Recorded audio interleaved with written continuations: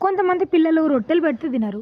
వాళ్ళ కోసం ఇట్లా ట్రై చేయండి. టేస్ట్ అండ్ హెల్తీ సూపర్‌గా ఉంటదనమాట. ఫస్టు కేజీన్నర గోధుమలకి, కేజీ రాగులు, కేజీ జొన్నలు వేసి పిండి పట్టించండి. మీకు నచ్చితే ఇందులో సద్దలు కూడా కలుపుకోవచ్చు. టేస్ట్ ఆసమ్‌గా ఉంటది. అండ్ ఇది షుగర్ పేషెంట్స్ కూడా తినొచ్చనమాట.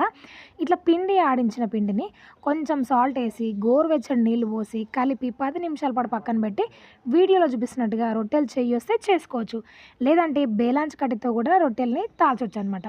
అండ్ మీరేమంటారు? మేమైతే బేలాంచి కట్టెం అంటాను. కొంతమందయితే లక్క కోల అని గూడా అంటారనమాట. మీ ఏరియాలో ఏమంటారో కింద కామెంట్ సెక్షన్‌లో తెలియజేయండి. తెలుసుకోవాలని ఉంది. అండ్ ఇలాగ రొట్టె చేసిన తర్వాత మంచిగా కాల్చేసేయండి. పొంగుతూ వస్తాయన్నమాట. ఒక పౌచ్‌లాగా.